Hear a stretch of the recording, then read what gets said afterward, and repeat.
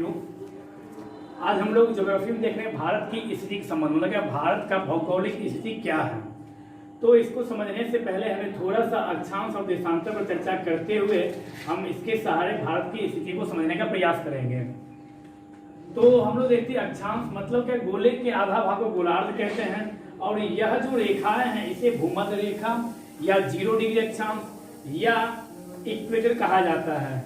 अक्षांशीय रेखाओं का जो निर्धारण है वह पृथ्वी के केंद्र बिंदु से उत्तरी या दक्षिणी गोलार्ध के किसी भी बिंदु से मापी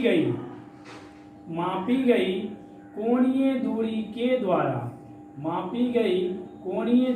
द्वारा अक्षांशीय रेखा का निर्धारण किया जाता है।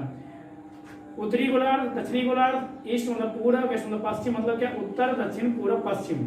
मतलब यह हुआ अक्षांशीय रेखा पश्चिम से पूर्व की ओर खींची जाती है। अक्षांशीय रेखा ग्लोब पर पश्चिम से पूर्व की ओर खींची जाती है, और अक्षांशीय रेखा एक वास्तविक रेखा ना होकर यह एक काल्पनिक रेखा। अक्षांशीय रेखा क्या है? तो अक्षांशीय रेखा वास्तविक रेखा ना होकर यह एक काल्पनिक रेखा है। भूमध्य रेखा के उत्तर में 90 रेखाएं और भूमध्य रेखा के दक्षिण में 90 रेखाएं। अक्षांशीय रेखा ना होकर वास्तव में यह एक वृत्त है। अक्षांशीय रेखाएं ना होकर यह एक वृत्त है। तो कुल अक्षांशों की संख्या जब आपसे पूछे तो कुल अक्षांशों की संख्या 180, लेकिन कुछ भूगोल वेत्ताओं के अनुसार इस रेखा को 0 डिग्री अक्षांशीय रेखा को भी काउंट किया जाता है, जिसके तहत 181 कुल अक्षांशों की संख्या होती है। कुछ भूगोल वेत्ताओं के द्वारा नॉर्थ पोल पर और साउथ पोल पर खींची गई रेखा को रेखा नहीं माना जाता है, जिस कारण से 181 में से -2 बराबर 179। तो कुल अक्षांशों की संख्या आप 180 भी बता सकते हैं, और वास्तव में कुल अक्षांशों की संख्या 179 भी है। अब रहा बात कि अक्षांश रेखाएं की जरूरत हमें क्यों हुई। तो अक्षांश रेखा की जरूरत हमें किसी का दूरी का पता लगाने के लिए और वहां का टेम्परेचर पता करने के लिए अक्षांशीय रेखा का जरूरत होता है। अक्षांशीय रेखा से मतलब क्या, 0 डिग्री से ऊपर या 0 डिग्री से नीचे, मतलब क्या 0 डिग्री से उत्तर या 0 डिग्री से दक्षिण जाने पर दिन और रात के समय में अंतर आता है। मतलब यह हुआ 0 डिग्री से ऊपर यदि हम जाएंगे तो दिन बड़ी होगी, रातें छोटी होती चली जाएगी। 0 डिग्री से दक्षिण में जब हम आएंगे तो यहाँ पर क्या होगा, दिन छोटी रातें बड़ी होने लगेगी। तो कहने का क्या मतलब है कि जो 0 डिग्री से उत्तर जाने पर दिन के समय में घटोतरी बढ़ोतरी होती है, और 0 डिग्री से ऊपर जाने पर तापमान बढ़ने लगता है, और 0 डिग्री से नीचे आने पर तापमान घटने लगता है। मतलब क्या, टेम्परेचर का भी पता 0 डिग्री से मतलब क्या अक्षांश से लगाया जाता है। भारत का जो स्थिति है, भारत का जो वास्तविक स्थिति है वह 0 डिग्री से 23.5 डिग्री, 0 डिग्री से उत्तर 23.5 डिग्री पर जो रेखा खींची गई है इसे हम कहते हैं क्या, इसे हम कहते हैं कर्क रेखा। कर्क रेखा जो है यह भारत के मध्य से गुजरती है। कर्क रेखा भारत के मध्य से गुजरती है। मतलब क्या, कर्क रेखा भारत के बीचों बीच गुजरती है।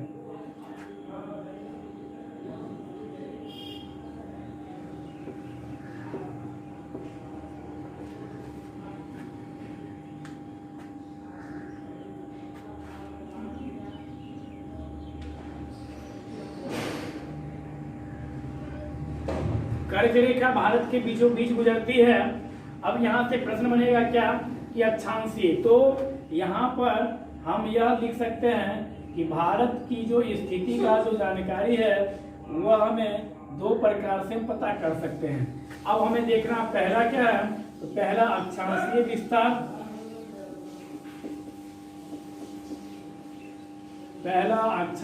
विस्तार, और दूसरा देशांतरीय विस्तार।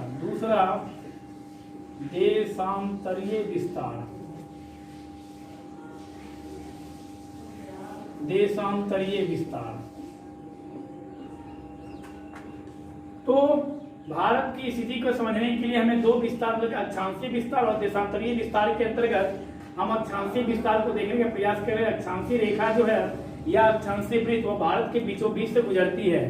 तो यहाँ से पहला प्रश्न बनता है कि भारत का अक्षांशीय विस्तार कितना है। तो भारत कहाँ स्थित है, तो 0 डिग्री के ऊपर 0 डिग्री के ऊपर स्थित है। मतलब क्या, नॉर्थ गोलार्ध में, मतलब क्या, भारत उत्तरी गोलार्ध में स्थित है। तो भारत का अक्षांशीय विस्तार है कितना, तो भारत का अक्षांशीय विस्तार है 8 डिग्री 4 मिनट, 8 डिग्री 4 मिनट उत्तरी अक्षांश, 8 डिग्री 4 मिनट उत्तरी अक्षांश से लेकर 37 डिग्री 6 मिनट उत्तरी अक्षांश, 37 डिग्री 6 मिनट उत्तरी अक्षांश। भारत का अक्षांशीय विस्तार, तो भारत उत्तरी गोलार्ध में स्थित है। मतलब क्या, भारत उत्तरी अक्षांश में स्थित है। भारत का अक्षांशीय विस्तार 8 डिग्री 4 मिनट उत्तरी अक्षांश से लेकर 37 डिग्री 6 मिनट उत्तरी अक्षांश तक है भारत का विस्तार। कौन सा विस्तार, तो भारत का अक्षांशीय विस्तार। भारत का उत्तर से दक्षिण, भारत का उत्तर से दक्षिण की लंबाई है 3214 किलोमीटर। उत्तर से दक्षिण लंबाई है भारत की 3214 किलोमीटर, 3214। जबकि पश्चिम से पूर्व भारत की चौड़ाई है 2933 किलोमीटर। भारत की चौड़ाई कितनी है, तो भारत की चौड़ाई है 2933 किलोमीटर। मतलब क्या, एक होता है यह हुआ ध्रुवीय व्यास और यह हुआ क्या, विषुवतीय व्यास। भारत का ध्रुवीय व्यास कितना है, तो 3214। भारत का विषुवतीय व्यास कितना है, तो 2933 किलोमीटर।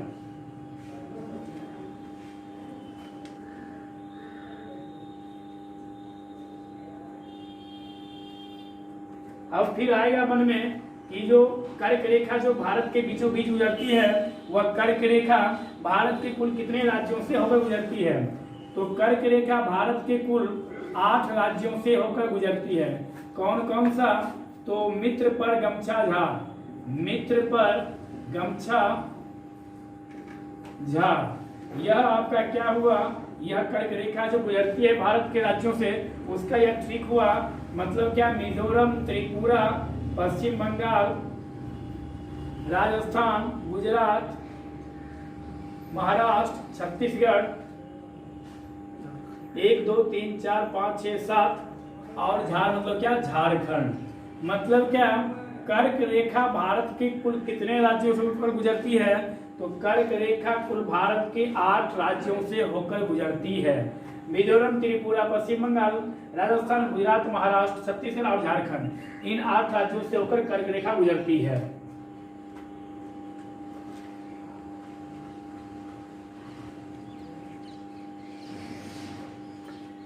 अब हम देखते हैं भारत का देशांतरीय विस्तार।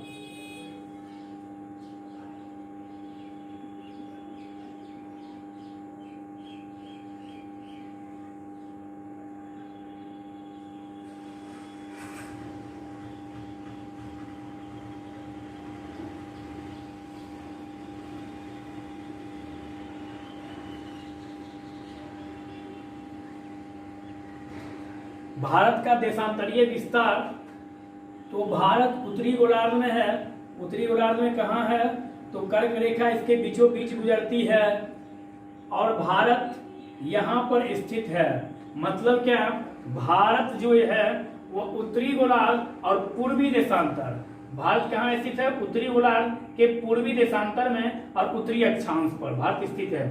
अब रहा कि भारत का देशांतरीय विस्तार, तो भारत का देशांतरीय विस्तार 68 डिग्री 7 मिनट, 68 डिग्री 7 मिनट से लेकर 97 डिग्री 25 मिनट पूर्वी देशांतर।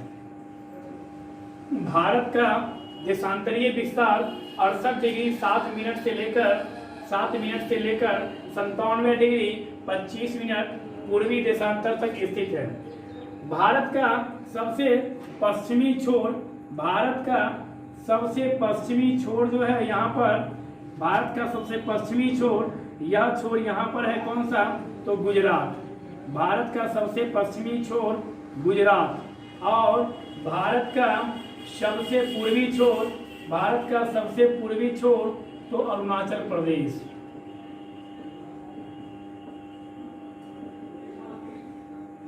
भारत का सबसे पश्चिमी छोर गुजरात, भारत का सबसे पूर्वी छोर अरुणाचल प्रदेश।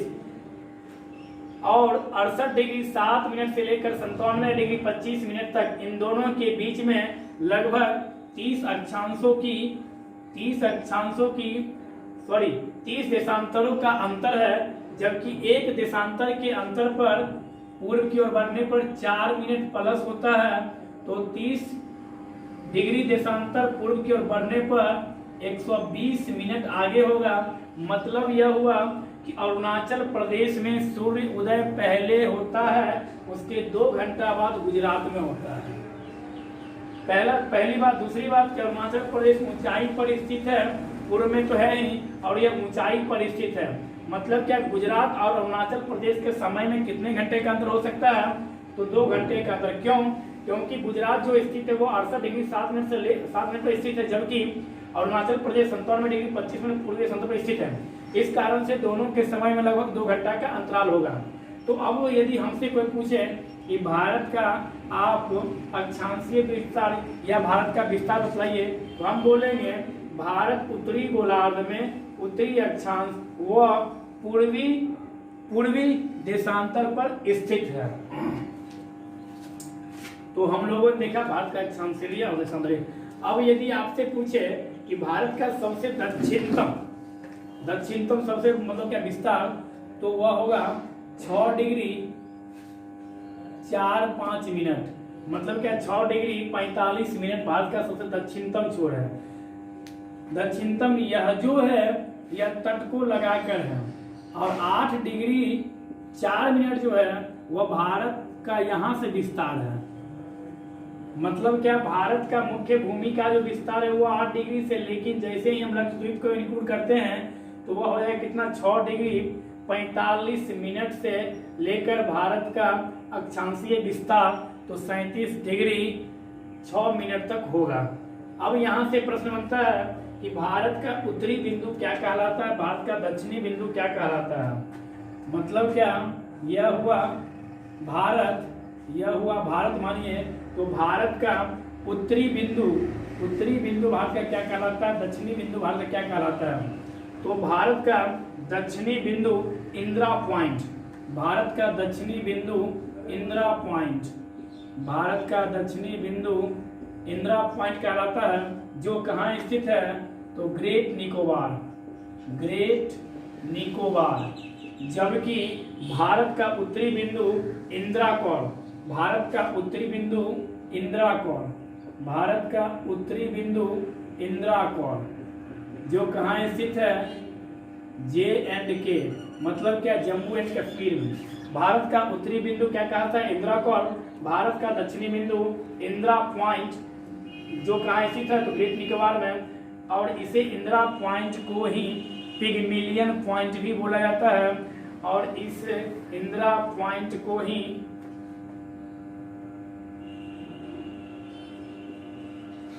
परासन पॉइंट भी बोला जाता है। मतलब क्या, इंदिरा पॉइंट का ही नाम है कौन सा, पिगमिलियन पॉइंट।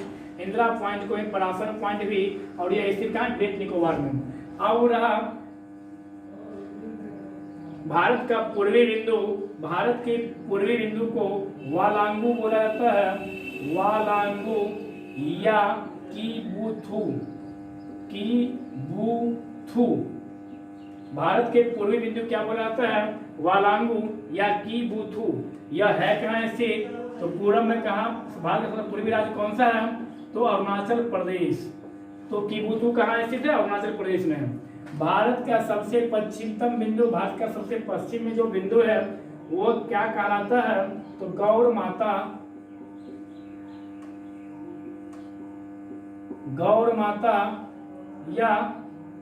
या इसे सरक्रीक भी कहा जाता है, जो कहाँ स्थित है, तो गुजरात में स्थित है। तो भारत का उत्तरी बिंदु क्या बोलते हैं, इंदिरा कौर। भारत का दक्षिणी बिंदु इंदिरा पॉइंट या पिगमिलियन पॉइंट या परासन पॉइंट, जो कहाँ स्थित है, ग्रेट निकोबार में स्थित है। भारत का पूर्वी बिंदु वालांगू या कीबुथु, जो कहाँ स्थित है, अरुणाचल प्रदेश में। भारत का पश्चिमी बिंदु गौर माता या सरक्रीक, जो कहाँ स्थित है, गुजरात में। और भारत का उत्तरी बिंदु इंदिरापल जो कहाँ से, जम्मू एंड कश्मीर में। हम लोगों ने देखा कि भारत की उत्तरी सीमा को मतलब क्या नॉर्थ पर भारत जो है वह उत्तर पूर्वी गोलार्ध में वह स्थित है, और भारत की उत्तरी बिंदु को हम लोग इंदिरा कॉल कहते हैं, भारत की दक्षिणी बिंदु को हम लोग इंदिरा पॉइंट कहते हैं, भारत की पूर्वी बिंदु को वालांगू या केबुतु कहा जाता है जो अरुणाचल प्रदेश में स्थित है, जबकि भारत के पश्चिमी बिंदु को गौड़ माता या सरक्रीक जो गुजरात में स्थित है। और भारत का अक्षांशीय विस्तार जो है वह 8 डिग्री 4 मिनट से लेकर 37 डिग्री 6 मिनट तक दिया गया है। तो यहाँ से प्रश्न आपसे पूछता है कि भारत का दक्षिण बिंदु को क्या कहा जाता है या भारत का उत्तरी बिंदु को क्या कहा जाता है। अब यहाँ से रहा कि भारत का जो दक्षिणतम बिंदु है इंदिरा पॉइंट वो कहाँ स्थित है। तो ग्रेट निकोबार में कौन, छोटा निकोबार या बड़ा निकोबार। तो जब ऑप्शन में रहे छोटा और बड़ा तो हमारा आंसर होगा बड़ा निकोबार, यह भी हम याद रखेंगे। मतलब क्या, इंदिरा पॉइंट जो है वो कहाँ स्थित है, तो इंदिरा पॉइंट जो स्थित है वह स्थित है बड़ा निकोबार में। भारत का मुख्य भूमि का दक्षिणतम तो होगा क्या, कन्याकुमारी। लेकिन भारत का दक्षिणतम बिंदु जब पूछे तब इंदिरा पॉइंट। तो अब हम लोग देखते हैं भारत की सीमा के संबंध में। भारत की जो सीमा की लंबाई है वो 22,716.6 किलोमीटर है कुल। भारत की सीमा कितनी है कुल, तो 22,716.6 किलोमीटर, जिसमें से भारत की स्थलीय सीमा की लंबाई है 15,200 किलोमीटर। भारत की स्थलीय सीमा की लंबाई कितनी है, तो भारत की स्थलीय सीमा की लंबाई है 15,200 किलोमीटर, और भारत की तटीय सीमा की लंबाई है 7516 किलोमीटर, 7516.6 किलोमीटर तटीय भूमि की लंबाई है। तटीय भूमि में मुख्य भूमि की लंबाई कितनी है, तो 6100 किलोमीटर। मतलब यह हुआ कि तट से लगा हुआ भारत का जो राज्य है, राज्य ना कि केंद्रीय, केंद्र शासित प्रदेश जो होता है या द्वीपीय प्रदेश, जो लक्षद्वीप है, छोटा अंडमान निकोबार है, उसे द्वीपीय तटीय बोला जाता है। कुल द्वीपीय तटीय जो क्षेत्र है वह 4 है, और मुख्य भूमि से मतलब क्या राज्य कितना लगा हुआ है, तो तट से लगा हुआ जो राज्य है उसकी लंबाई है 6100 किलोमीटर। जब आपसे पूछे कि भारत की तटीय लंबाई कितनी है, तो मेरा आंसर होगा 7516.6 किलोमीटर। लेकिन जब आपसे पूछे कि भारत की मुख्य भूमि की लंबाई कितनी है, तो हम बोलेंगे 6100 किलोमीटर। जब पूछे कि भारत की द्वीपीय तटीय भूमि की लंबाई कितनी है, तो 1416.6 किलोमीटर, और भारत की स्थलीय सीमा की लंबाई कितनी है, तो 15,200 किलोमीटर। यह क्या है, तो यह है भारत की स्थलीय सीमा की लंबाई। तो अब हम लोग देखते हैं कि भारत की मुख्य भूमि जो तटीय भूमि, उससे भारत का कौन कौन सा राज्य लगा हुआ है। भारत जो है वह हिंद महासागर के केंद्र में स्थित है। भारत जो है वो आर्थिक क्षेत्र से हिंद महासागर के केंद्र में वो स्थित है। तो भारत का कौन कौन सा राज्य जो है जो तट को छूता है या स्पर्श करता है, और भारत का कुल कितना राज्य है जो तट को नहीं छूकर वह सिर्फ स्थलीय सीमा को बनाता है। तो हमें वो समझना है। तो सबसे पहले हम यह देखने का प्रयास करते हैं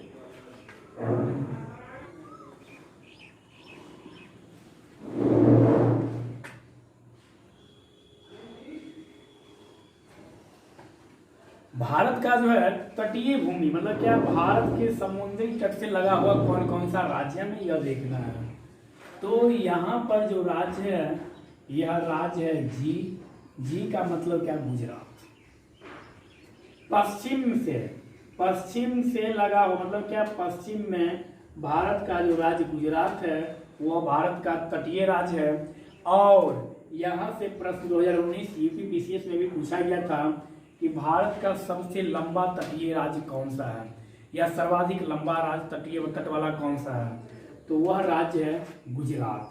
पहला गुजरात। जब आप मानचित्र में देखिएगा तो यहाँ पर है महाराष्ट्र। कौन सा राज्य है, महाराष्ट्र। महाराष्ट्र के बाद है यहाँ पर गोवा। महाराष्ट्र के बाद जो राज्य है वो है कौन सा? गोवा। यहाँ पर कर्नाटका,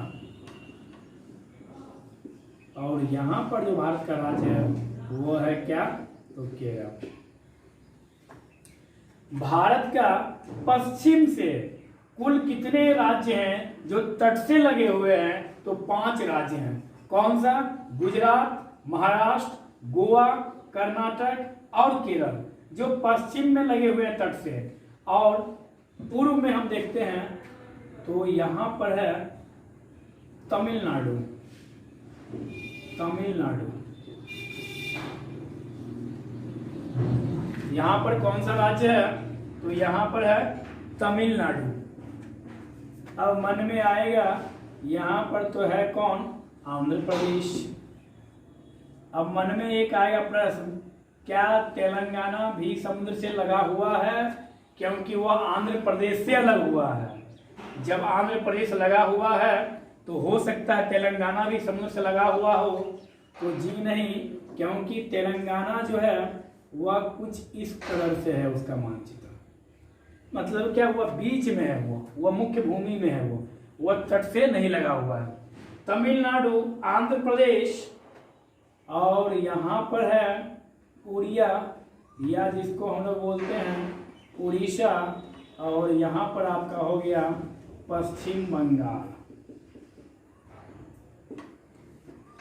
तो भारत के कुल कितने राज्य हैं जो तट से लगे हुए हैं? तो अब हम बता सकते हैं 1 2 3 4 5 6 7 8 9, मतलब क्या कुल 9 राज्य हैं भारत के जो तट से लगा है, मतलब जो समुद्र से लगा हुआ है जिसकी सीमा। अब यहाँ से फिर अलग करके पूछेगा प्रश्न आपसे कि भारत के पूर्वी कुल कितने राज्य हैं जो तट से लगे हुए हैं? तो 4 राज्य, कौन सा? तमिलनाडु, आंध्र प्रदेश, उड़ीसा और पश्चिम बंगाल। पूर्व से, पश्चिम से कुल कितने राज्य लगे हुए हैं? तो पश्चिम से कुल 5 राज्य लगे हुए हैं, गुजरात, महाराष्ट्र, गोवा, कर्नाटक और केरल। ये सभी राज्य भारत के तट से लगे हुए राज्य हैं, जिसमें सर्वाधिक लंबा या लंबी तट रेखा वाला राज्य कौन सा है? तो गुजरात। सर्वाधिक लंबी तट रेखा वाला राज्य गुजरात। दूसरे स्थान पर कौन सा है? तो आंध्र प्रदेश। गुजरात के बाद जब ऑप्शन में गुजरात नहीं रहे और तब पूछे आपसे कि सर्वाधिक लंबा तट रेखा वाला राज्य कौन सा है, ऑप्शन में है तमिलनाडु, केरल, गोवा और आंध्र प्रदेश, तो मेरा आंसर होगा यहाँ पर आंध्र प्रदेश। अब आपसे पूछ रहा है कि सर्वाधिक लंबी तो पूछ लिया, अब वह पूछ रहा है कि सबसे छोटा तट वाला राज्य कौन सा है? तो सबसे छोटा तट वाला राज्य कौन सा? तो गोवा। सबसे छोटा तट वाला राज्य कौन सा है? तो वह है गोवा। सर्वाधिक लंबा गुजरात, दूसरा स्थान पे कौन सा? आंध्र प्रदेश। गोवा, गोवा में मांडवी नदी बहती है। गोवा में कौन सी नदी बहती है? तो गोवा में मांडवी नदी। गोवा की राजधानी पणजी किस नदी के तट पर स्थित है? तो मांडवी नदी के तट पर यह स्थित है। केरल,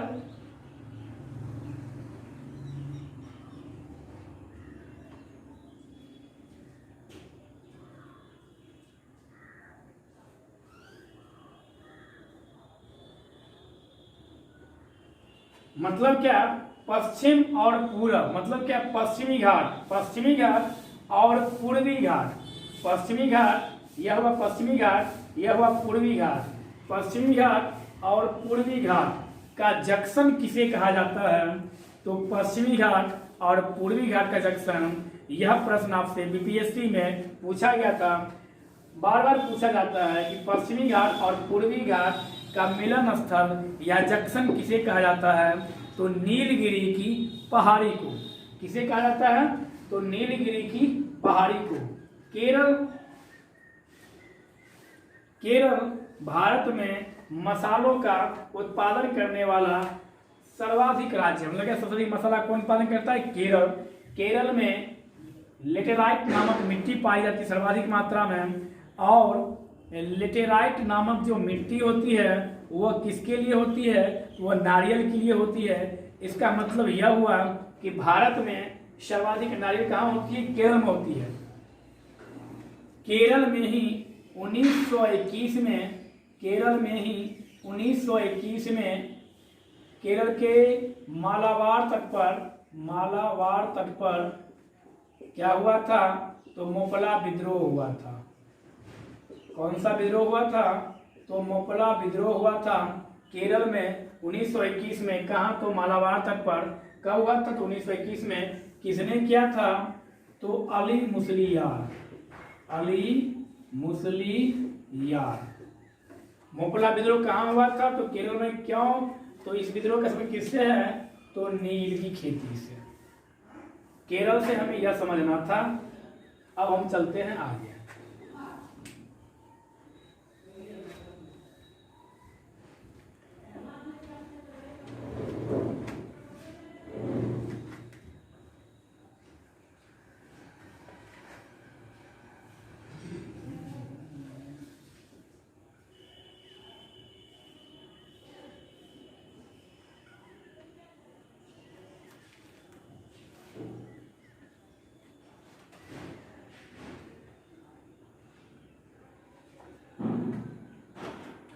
तो हमने क्या देखा कि भारत का जो तटीय सीमा से लगने वाला राज्य है उसको हमने देखा।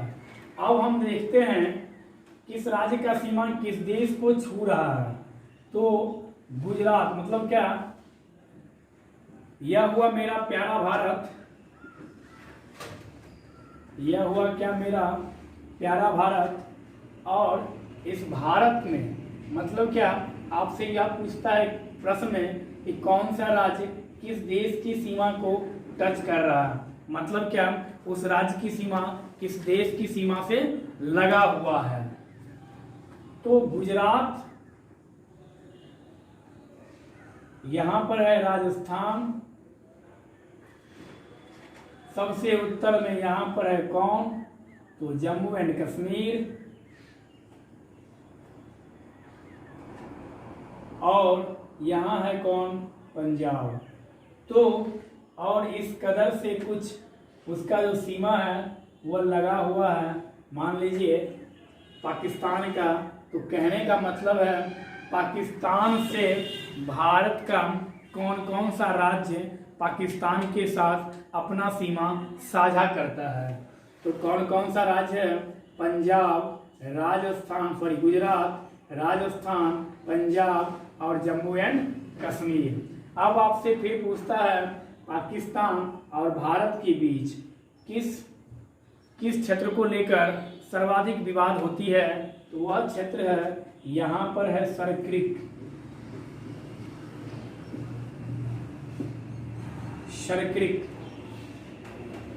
तो भारत और पाकिस्तान के बीच इस क्षेत्र को लेकर हमेशा विवाद की स्थिति उत्पन्न रहती है।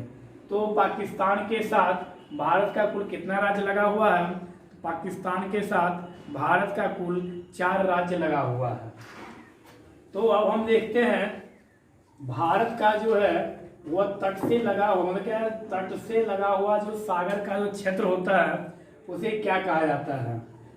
तो भारत का या तट से लगा हुआ सागरीय सीमा, तट से लगा हुआ सागरीय सीमा 12 नॉटिकल मील तक। एक नॉटिकल मील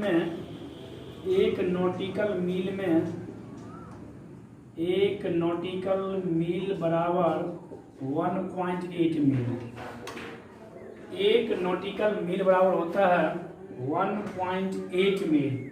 तो 12 नॉटिकल मील तक का जो क्षेत्र है, कहाँ से? तो भारत के तट से लगा हुआ सागरीय क्षेत्र 12 नॉटिकल मील तक की दूरी वाले क्षेत्र को, मतलब क्या? तट से लगा हुआ सागरीय क्षेत्र 12 नॉटिकल मील वाली दूरी क्षेत्र को हम लोग प्रादेशिक तट कहते हैं।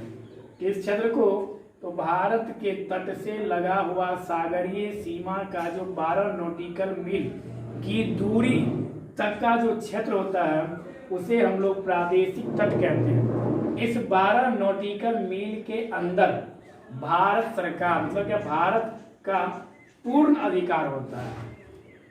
कितना नॉटिकल मील के अंतर्गत?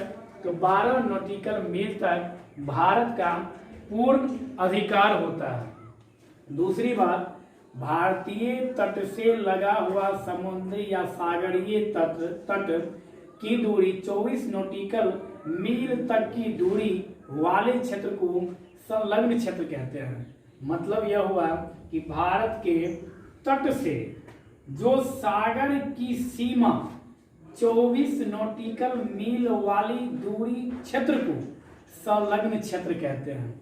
इस 24 नॉटिकल मील वाली क्षेत्र को संलग्न क्षेत्र कहते हैं। इस क्षेत्र में भारत को दोहन करने का पूरा अधिकार है। कितना क्षेत्र तक? तो 24 नॉटिकल मील तक। इस क्षेत्र में भारत राजस्व भी वसूलता है। मतलब क्या? टैक्स भी वसूल सकता है। कहाँ तक? 24 नॉटिकल मील तक। भारत के तट से लगा हुआ 200 नॉटिकल मील तक की दूरी वाले क्षेत्र को, भारत के तट से सागर का 200 नॉटिकल मील दूरी वाली क्षेत्र को अनन्य आर्थिक क्षेत्र कहते हैं। इकोनॉमिक एक्सक्लूसिव जोन कहते हैं। इसको बोलते हैं हम लोग क्या? EEZ। भारत के तट से सागरीय तट मतलब कि सागर के 200 नॉटिकल मील तक वाले क्षेत्र को अनन्य आर्थिक क्षेत्र कहते हैं। यहाँ पर भारत के द्वारा अनुसंधान केंद्र स्थापित किया जा सकता है। मतलब क्या किया जाता है? कहाँ तक? तो 200 नॉटिकल मील में भारत के द्वारा अनुसंधान केंद्र की स्थापना की जाती है। आपसे पूछा जाता है कि भारत के तट से 200 नॉटिकल मील वाली सागरीय दूरी या सागरीय क्षेत्र को क्या कहा जाता है? तो अनन्य आर्थिक जोन कहा जाता है, जिसमें भारत के द्वारा अनुसंधान केंद्र की स्थापना की जा सकती है या की जाती है। 200 नॉटिकल मील के बाद 24 नॉटिकल मील वाले क्षेत्र में भारत राजस्व वसूल सकता है। राजस्व या राजकोष मतलब क्या? टैक्स वसूल सकता है भारत 24 नॉटिकल मील संलग्न क्षेत्र में। 12 नॉटिकल मील तक वाले क्षेत्र में भारत का पूर्ण अधिकार है और 24 नॉटिकल में पूर्ण दोहन करने का मतलब क्या हुआ कि उपयोग करना। उपयोग करने का मतलब यह हुआ कि 24 नॉटिकल मील वाले क्षेत्र में जो भी खनिज पेट्रोलियम जो पाया जाएगा उसका उपयोग भारत सरकार कर सकती है। कहाँ तक? 24 नॉटिकल मील तक वाले क्षेत्र में। अब हम लोग देखते हैं कि भारत का जो पश्चिमी तट है उसे क्या कहा जाता है। मतलब क्या? गोवा और दमन द्वीप मतलब क्या सॉरी गुजरात से लेकर दमन द्वीप, गुजरात से लेकर दमन द्वीप तक के क्षेत्र को काकरा पारा तट कहा जाता है। गुजरात से लेकर दमन द्वीप वाले क्षेत्र को काकरा पारा तट कहा जाता है। दमन द्वीप से लेकर गोवा तक वाले क्षेत्र को कोंकण तट कहा जाता है। दमन द्वीप से लेकर गोवा मतलब क्या? यहाँ से लेकर यहाँ तक। यहाँ क्या है? तो यहाँ है कौन सा? तो गोवा। दमन द्वीप से लेकर गोवा तक के तट को क्या कहा जाता है? तो कोंकण तट कहा जाता है। कोंकण तट, जो कोंकण तट महाराष्ट्र का तटीय प्रदेश कहलाता है। कोंकण तट क्या है? महाराष्ट्र का तटीय प्रदेश। और कोंकण तट पर ही आपको पता होगा भारत में सर्वाधिक पेट्रोलियम मुंबई हाई या बम्बई हाई। भारत में सर्वाधिक पेट्रोलियम कहाँ पाया जाता है? तो मुंबई हाई, जो कोंकण तट के नजदीक ही स्थित है।